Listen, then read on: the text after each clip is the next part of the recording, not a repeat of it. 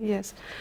But then can we say now, I mean, we also talked about this, the need that we have to explain the inexplicable, right?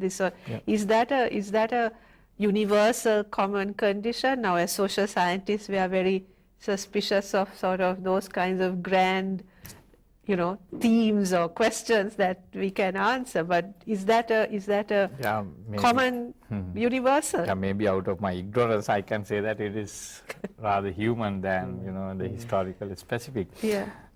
Of course, there are historical specific manifestations, but it's a very much a part of the. Well, it's not. I would tend to understand that it is part of the evolution of the human self, the human subjectivity, right? So for example, this I'm so impressed and struck by the Jacques Lacan's explanation about the evolution of the human self, human subjectivity. It is out of the incompleteness of the human being at the very beginning, right? So when you come out of the world, out of the mother's womb, so you are incomplete. So you cannot, so you don't have control over your body, your organs, right? So you are so helpless, right? And so you are coming out of a kind of existence where your survival is guaranteed, that the inside the womb, right? And so therefore you always have a thrive towards going back to mother's womb. That is the that is the completeness, that is where the fullness, most complete, right? Yes. And now you're innocent, you are always at the mercy of the other people, and right, you need the help. So then that's I don't have to explain, it's the time to explain, and it's a long story. So this incomplete, so then the parallel to your the, how do you say, the physical growth. So there is an evolution of a particular self, particular subject in you, which right. So that is very important. And the lack of unity in your body. So desire for something, right? Desire something, that you always desire completeness. So there's a gap between what exists in you at this particular moment and what you desire, right? The religious enter, it is that vacuum. Vacuum is filled mostly by there are many the modes, but religious is the most effective means of the filling this gap. So I have a bit of problem. I think good that you bringing Lacanian idea to sort of explain why religious is important. That as a fulfilling of kind of a vacuum in a different way, and also at the same time, actually we can see different, not the one subject. There are subjectivities. I don't know whether Lacan talk about the sort of a European subjectivity. I don't know, but there are other. I don't like to actually sort of looking at even religion or any other concept as a kind of universal category, as you mentioned. Even if you look at there's a huge problem in as far as sociology of religion is concerned, the religion as a universal category, that actually going to translate to understand or impose the understanding other religion. So it may actually include and rather, it rather exclude very much of other religion, because if that if a religion doesn't come under that particular definition, the universal category, of course that would definitely exclude the other practices. Being you exclude that. So therefore, going along the sort of a universal category of whatever even religious movement. Now we had to really very cautious about those categories, because you need to have categories to explain. but with something we had to really hesitate to use that concept. So if I may just intervene at that point to ask, then what is not non-religion? What is not religious in that sense? Is there a, when we talk about secular, if this is a kind of an impulse in all of us, if all, different practices can be included, what is the non-religious so way? if, let's say that, if religiosity belongs to what Freud says that the sense of the oceanic feeling, this limitlessness and so on, and this anxiety, and so there are others, right? So, for example, let's say politics. The politics is something to do with how to organize our society, right? So that is nothing to do with what exists outside your this birth and so on. These are not necessarily something to do with how do you call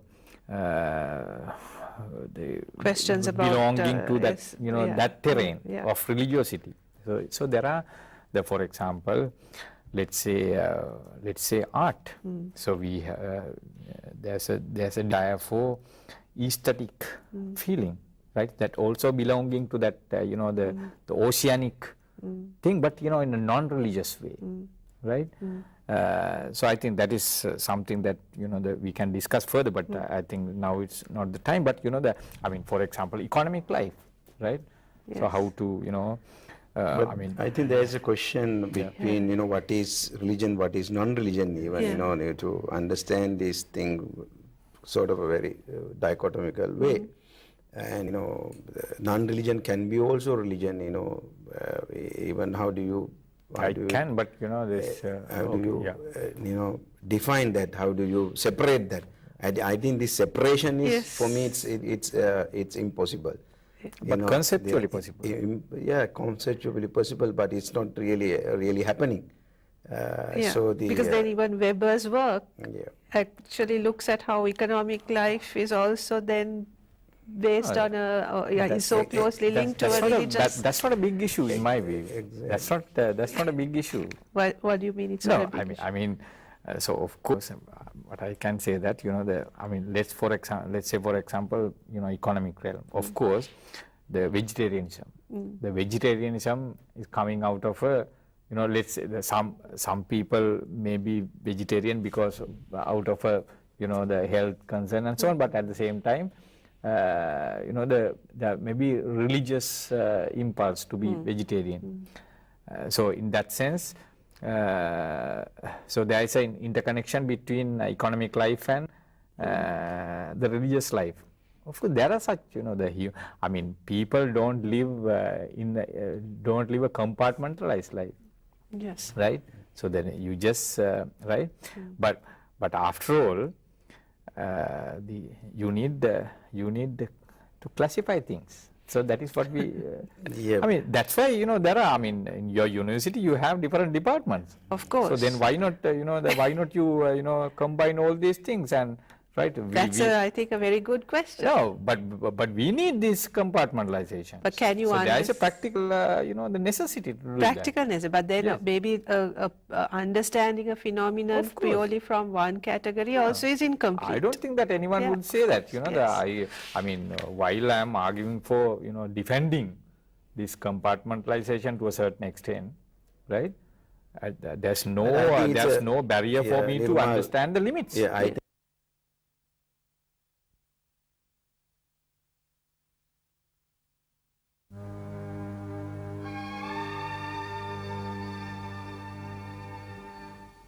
all modern construction.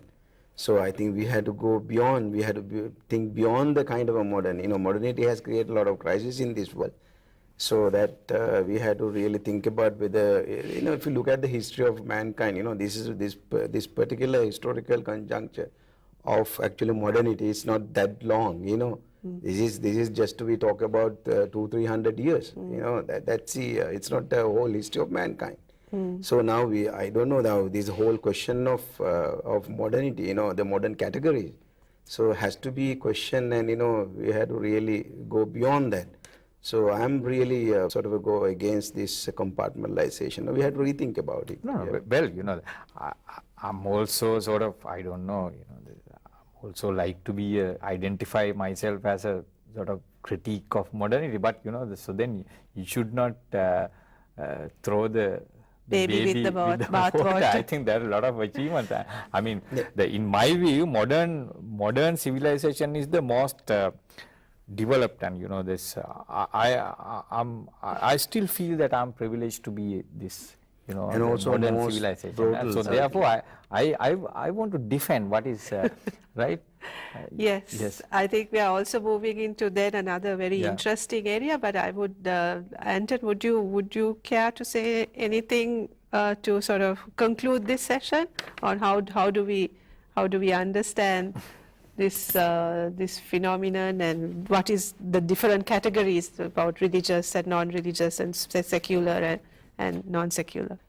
When we think about this, two divisions, religious movements and non-religious movements, but practically what we see is even non-religious movements, let's say purely political movements to change the society, they at some point they really connect religion aspect to mobilize people.